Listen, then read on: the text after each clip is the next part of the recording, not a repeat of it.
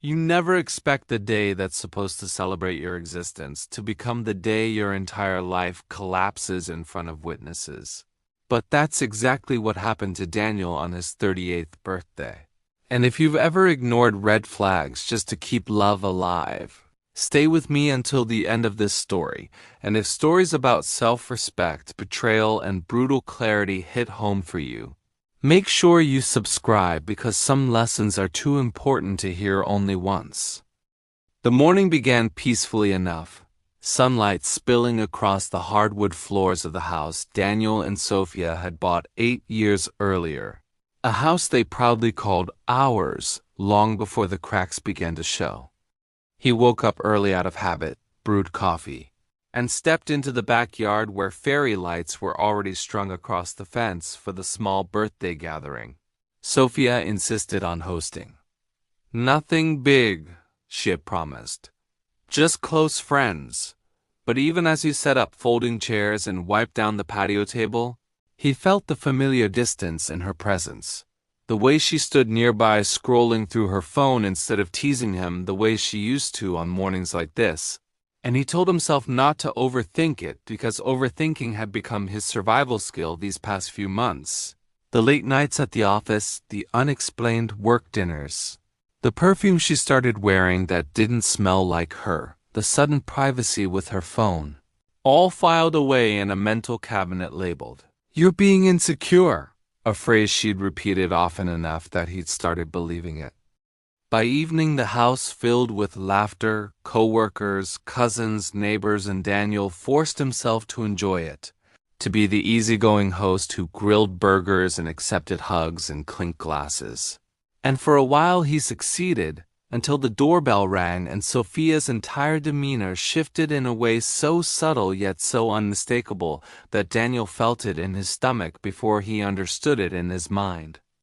She practically ran to the door, smoothing her hair. And when she returned, she wasn't alone.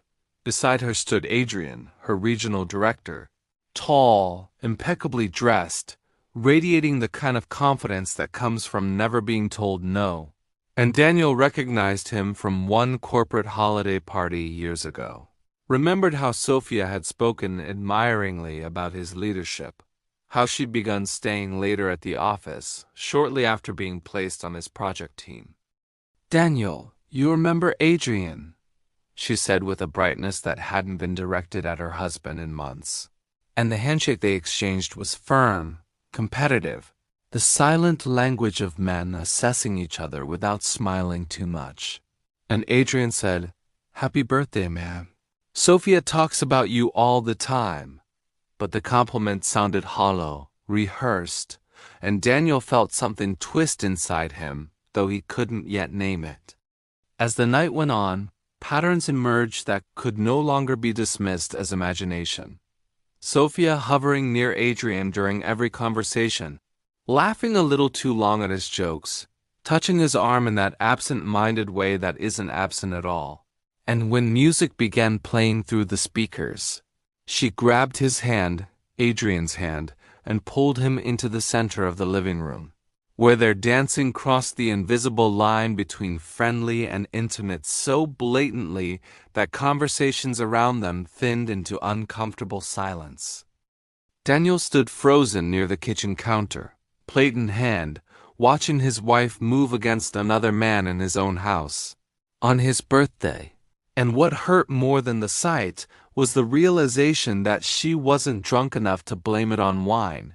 She was aware, deliberate, almost daring him to react, and when their eyes briefly met across the room, she didn't look guilty. She looked defiant. Guests pretended not to stare. His sister suddenly found interest in rearranging the dessert table. A neighbor whispered something to his wife.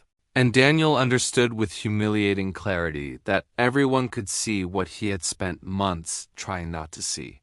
And that public awareness hurt worse than betrayal itself because it stripped him of denial. When midnight approached and people began offering awkward goodbyes, Adrian lingered by the doorway with Sophia. Their conversation low and private, too comfortable, and Daniel noticed the way she smiled at him as he left. a softness reserved for someone who occupies space in your thoughts long after the door closes. When she finally returned inside, she acted as though nothing unusual had occurred, asking, "Did you have a good night?" And that question, so absurd, so disconnected from reality, was the moment something inside Daniel shifted permanently, not into rage but into clarity, the kind of calm that arrives when illusions finally die. "We need to talk," he said quietly, and the defensiveness appeared instantly. Arms crossed, tone sharpened, accusations flipped back at him before he could finish a sentence. He was overreacting. He was insecure. He always felt threatened by her success. Adrian was just a colleague. Dancing was harmless. Why couldn't he ever just be happy for her? And Daniel listened, really listened, hearing not just the words but the pattern beneath them, the subtle rewriting of reality that had made him doubt himself for months. And for the first time, he didn't argue, he didn't raise his voice, he didn't try to prove anything. Instead, he said, "I'm not upset because you danced. I'm upset because you stopped choosing me a long time ago, and tonight you made sure everyone else knew it." And the silence that followed was heavier than any confession.